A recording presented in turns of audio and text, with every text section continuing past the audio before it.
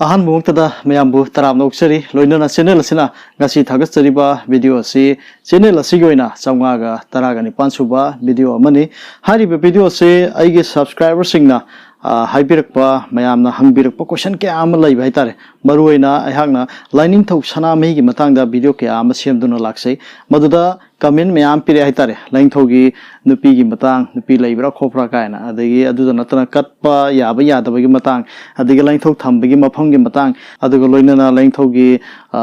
numit thaban hai tare khoiramba yaba athempo katpa yaba yadaba gi matang sigumba kaya amasum hange hai tare ko aduna aihakna ngasi semjariba video se video asida lining thau sana mei hi gi oina akhoina maru oiba imung amagi nupi mana tawdaba yadaba khangdaba yadaba haitare kaya ama subsilaga hapsinjabani aihak yam khang haidana semjaba maktina sedi adubu aihakna thengnajuruba hal khara aduga aihakna pajaruba lairi khara dagi kanagani khalaga video ke ama semduna laksabani ngasigi sisu adugumba amani habitare loinana aihakna yamna nungaijaba mana aihak ki channel asigi video singja maruina nupi obising isam sam na harbada akhoi imung amada yumpuriba nupi haitare ko imungi magi lay akubatai me ama laitin khorambi gi matang oiro sigum myam haitare yumba longa mari leinaba akhoi nupi obising haitare adugumbana ayamba yenge aduna ngasig video siju adugumba nupi obising na ayamba yengba video oigani haiduna su khanje haitare maroina makhoi gi oinadi lainthau sanami gi matangda तासिन खुमजिन बादुगा खंगनब होनजबा से यामना मरु ओइ भाइतारे video video सिंगबु तराम नोक्सरी लोइनाना video असि like अमा तोयसु हाना नंबिउ हाइदना ma'am हाइजरी अदोम गे like अमाना अहांगना मतुंग Tarak video सेमनिंगबगी ethyl अमदि पीबु ओइ हाइदना ma'am the खंगनजरी अहानबदा अहांगना लाइनथौ सनामी गे मथांगदा लखसरी बजे मसी lining थौ से करमना लाटपा हौखिबनो हाइबगी मतांग हाइबदी अखोगी सक्तम यादुना लालाइबसे कमाय तौबनोजे हाइबदी अखोइना युमदा लानरिबा लाइनथौ सनामी सिदी मसी अखोइ सक्तम यादुना लानदेब अदुगा अतोपा अखोगी मयामना खोइरमबा याब मफम मरुइना अखोगी उपुंग उफमदा लैरिबा अदुगा लाइनथौ सनामी खुबमदा लैरिबा माहाकी सक्तम हाइतारेको सक्तम जे दुमाइना उ फंगिको अदुगा इमुंग इमुंगददी अदुमाइना लैतेको मसिगे मरमचे अयाना सुम थिजिनजरबु मतंदा खगेंबा लंगजे पुयाना अमा लैबने मदुदा अदुम चौरांगना अदुम याविको मदुगी वारिदो समलकपा मतेक मसा अमा सुम म्याम थमजगे मसि खंगदबा यादबा हाइतारेको मदुदी निंगथौ खागेमगे मतंदा लाइंगथौ सनामीजे महागना मागी मसकसे उनिंगबा हाइतारे उनिंगबदगी लाइंगथौ सनामीसिदा माना थमोय सेंगना निजैयेबा नाके सक्तमजे अय अमतंगदे उजगे नाहकसे अगी इचा ओइना फंगजेगे हाइदना अदुमाइन खोइरमुरेबा अदुना लाइंगथौन याबीबदगी अखोइगे खागेमबगे मसा ओइना वापी हल हाइदना हाइबनिको मागी वारी सुआइगे वीडियो ददुम यावरगा लैबनिको सना वापी हलगे वारी हाइतारेको मसी वांगोइदा लैबा लाइंगथौ की खुबमदो अदुदा तौगेबा थौदो अमनिको मदुदा माकी मसा ओइना फंगे मसा ओइन फंगबदगी सही मंगा सुरपा दुआइदा मांखरे अंगांजे सानारमबदगी मागी कांगहु कांगजै हाइतारेको अदुगिदो कनोदा लाइंथौगी संथोंकागी ममांगजिदा तारगा लैरम हाबनि अदुदी माजे मसा थि फंगद्रे अदुबु खाबी माइबी हाबदि लाई पाव फावबंगंबा लाइगा पाव फावनबंगंबा हाइतार माइबी हाइतारेको अमगी मपावदगी नाके नसादी सिदा लैरे हाबनेबा लैरिबसे मी ओइना लैबा नथेको हाइदि मंगोंदा लाई पावसे सुम फावर लाकपने अदुना माजे मी ओइना लैत्रे लाई ओइख्रे अदुना मासे मसक्ति उबु फंगरोय कायना दमाइन तौनेबा उगे हाइतारगदि कमाइन तौनि गायना अखोइगे कैथेलदगी नुंजेन उपतुना लैबा अमा अदु पोरो अदु उबु यानि कायना दमाइन तौनेबा वारिजि याम फजना फजबनिको अदुगी वारिदो अदुगी मतुंगिना दमाइन तौनरे अदुगा हारिबा लाइंथौ सनामी सिना मंगोंदा लाई पाव ओइना पिरकपजे महाकसे खा माइकै हाइबतारको संथों माइकै खा माइकै सिदा माकी खुबम म साबिरो ngad maduda nga aga leirege haibneba aduna haribase wangoigi aduguma lainthau sanami khubam leirise masida adumaina magi saktam haitarko saktam je kamai sage haibam tumda angang oina magi sahi manga gi oiba saktam do magi masakna ujagi mai macha gi masak to adugi saktam do ne saraga adumaina latkibase adu lat hogi buda akhoi gi lebang miyamna makhoisu लाइंगथौ सनामी की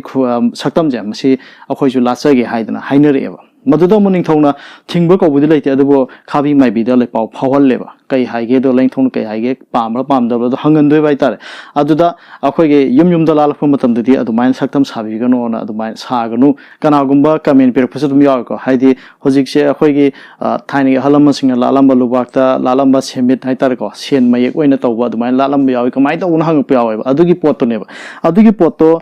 मतम अदुगी होजिके लै पाउतुदा हायबा सेनमिट ओइना लाटपा लुबाक मनुंग हापगा लालो खोलोना अदुमाइना लै पाउतु piggy हाइतारेको अदुगी मतमदुगिनिको अदुगा करिगुंबा सक्तम यागे हारगना सगै पिबागी अदुगुंबा मफमदा याबा अदुमाइना high हाइतारे अदुना अदुमाइ चानरक्तुना लाइंथौ लाटपिगी मवंग मतौजे सुमाइ लाए कनागुंबना हारिबसे अखोइगी माके फंबाल यारगा कोयेरम कैमा अदुमाइ तौरगा अदुमाइ लानरेको अदुगा यामना लुबो ओइबा मरमना हाबदि कोयेरम कैमा अदु तौरागदि section बम संगे येंजन बम संगे अहलमन फजना सेनबम संगेबा अदु किनबदगी अदु ngमदबदगी फंबाल से यावदबिदा अदुम मफमदो अदुम मागी मफमनि हाइदना खंजरगा अदुम थौमै थाद्रो ngasi फबो अदुमाइना अदुम लानरि हाइतारे अदुगा लोइनना मथंगदा हांगना थमजरिबसिना अखोइगे लाइंथौगी लाटपिगी मफम हाबदि मागी खुबम याबा मफमजे युम अमदा करमाइना तौबनो हाबदुगी मतंगनिको मसी अखोइना येंगोबो मतम होजिकी मतमदा युमजे ममांगोला साबा अवांगोला साबा मखन अनि थोले हाइतारे असी अनि थोक्सरअगसु लाइंथौगी मफमदि अदुम संथोंग हारिबा संथोंग मपाजे संथोंगी काजे मसिदा दुम ओइगदबनेबा अदुगा हारिबा मसिगी खुबमसे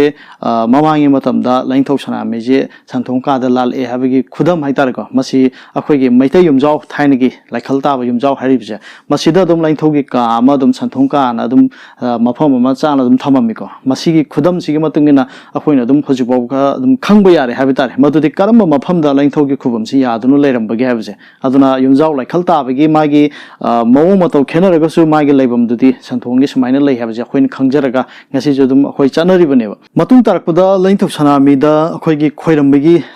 thaba natraga numin haitare ko masi matang da ma sum thamjage masi jo hangna lairi khara sum naina jaba matam da thengna jaba se thaini gi matam da kamain khoiram ga base akhoi gi chayolam gi numising gi manung da numit khwaidi gi ahal akhoi gi nomai jingja masi da lainthok sanamida athempu katana khoirame aduga loina na akhoi gi tha amagi hamba tha pangkalak pase masi gi ahan sangol chen masi jo dum athempu kala khoiram narameba अदो होजिकी मतम दो खोइरम नरिबिसे मरोइना नोमा पानबा अदुगा लोइना नोमा पानबा नतबा अतोपा खोइरम जगे हाइबा तारगदि 13 Panba अमसुंग 19 Panba हाइरिबा थबान सिंगचा मसिदा अथेन pot Kalga खोइरमबदा यामना फै हाइदना सुमाइना दुम थेंगनजे हाइतारे असुमना लाइंथौक सनामीदा अथेंबु कटप खोपगी मतंग यौरा अबनिना लाइंथौदा कटपगी मतंग हाइतारे को मसिदा हई लै कटपगी मतंग जे मसी अखोइगे थंबम लाफंगी Matang the खितंग कंगाउनो बदुम याउनै को अदुना ख्वाइदिंग मरुइबे बोसना लाइगे ये थंगबना कंदा दुम थंगनिबा मै मेक्रुप अदुगा हई लै सुमाइन चटकनिबा मै जे ख्वाइदिंग मरुइबनि अदुना लाइगे ये लोमदा मसिमा हामा थमनी अदुगा मेक्रुप थमानी हाबिदि मैखुगी ओइबा पोसे अदुगी मथंगदा हई अदुगी मथंगदा लै अदुगा हई कलपा मतंदा थांग थाबा हाइदि थांगना कागा मसुंग ओइना माइ कटपजे मसि यादे माइदि मफुम कटपा अदि इंजांग अखोइगे माइरेन गुम कटके हाइतारगसु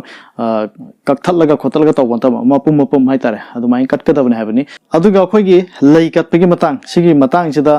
मखोंग करो मजनी लाइरो मजंगदरा अखोइरो मजंगदरा ना हंगकपा अदुम यावइको सिगी मतंग जो हांगना अहलमन खरसुम ताना रोइरे अदुगा सुम मखोइना जो हाबिरकपा मतमदा लैसे लाइरोमदा मखो ओंजनगने हाबनि मखोक्तुना लाइदो ओंजनबा अदुगा मसादुना अखोइरोम ओंजलगा कटकदबने हाय अदुगा कनागुंबा लफोय कटपगी मतंगजे लफोय ओइतारगदि लाइदा अखोइगे लोंथो कटकदबने हाबा लाइ नुपादा लोंथो काले लाइ नुपिदा उप कटकदबने ना अदुमाइना अदुम हाइने हाइतारे अहलमसिंगना असुमना कटपगी मतंगजे सुम फोंदोरपगी मखा तारकोइना अखोइगे लाइंथौदा कटप यादबा हाइतारे को कटप यादबा फत्ते हाइदना हाइबिरमसिंगजे थंबाल थंबौ थमचेत सिगुंबा थारोगुंबा सिगुंबजी कटप फत्ते हाइबिरमे अदुगा मसुंग नाइबा हई हाइतारे को नोबाकुंबा कैगुंबा सिगुंबजी कटप फत्ते हाइदना हाइबिरमे अदुगा सिंग पान हाइदे सेप तादबा मोंग तादबा हाइतारे सिगुंबसु कटप फत्ते हाइबिरमे अदुगा मोरोक सिंदूरगुंबा अदिगे मै चंगबा पोट अदिगा इंजांग नत्रगा हईदा थांग थाबा पोट हाइबदि थांगना ककपा पोट सिगुंबजी कटप तवैदि फत्ते हाइदना हाइबिरमे लोइनना लाइनथौ सनामी से अखोइगी मफम असे माइ संथों कादा कासिन अमदा अमम जगह आमदा थंबीबा मरमना महाके जगह जी यारिबा मखे अदुम मुवटपा मिरांग थुजन के आम यावेबा अदुना कनागुमा अमना लाइनथौ कागी मागी मफम जे खुबम जे सेंदोकचगे सामथोकचगे कमाइ तौगनी हाबा मतमदा कंगाउना हाइतारे अदुगा लाइगे ओइबा खुबमनिना खितंग की हंगोइजबा हाइतारे अदुगुमा के आम यावे अदुइ तारगदि कमाइ तौगनी करम कान सेंदोकनी हाबिदुनि अदुगी मतांग यरफो मतमदि अखोइना मरुइना सही अमगी ओइना सजिबु नोंमा पानबा चेराउबा हारिबु नुमिसे मसिदा लाइगे फंबाल लाइगे खुबम मफम सिंजे सेंदोकपा चामथोकपा लोइना तहौबा यायबा अदुमाइना सही अमगे मुंगदा अदुमाइना थेंगनजै हाइतारेको अदुना सेंदोकपा चामथोकपगे मतांगजे मसिजु अहांगना हेक्ता सेंदोगे हाइदना हेक्ता चंगल सेंदोकदबा नते मदु फत्ते हाइबनि लाइगे खुबमनि अहल लमन्ना मयामना खोइरमिबा अखोइ चारोन सुरोनदिगे दुम खोइरमदुना लाकपा मफमनि अदुना हारिबा मफम असे अखोइना सेंदोकचगे चामथोकचगे हाइबा तारगदि लाइनिंग थौदा हाना अखोइगे मफमजे अखोइ वाइते थोबा अदुगा मैराम कलगा फजना खोइरम जरगा लाइदा हाइजौ हाइबनेबा सुमाइना सेंदोकचगे चामथोकचगे हाइबजे लाइदा हाना पाउजेलम हाना पियो हाइबा अदुगी मतुंग तारकपदा मैदुना लोयरपा मतंददा सेंदोओ चामथोओ हाइबनेबा अदुगा हाइरिबसे सेंदोकपा चामथोकपा लोयरा कांदा अमु अखोइना फजना तैथोक खोथोक तौरगा अमु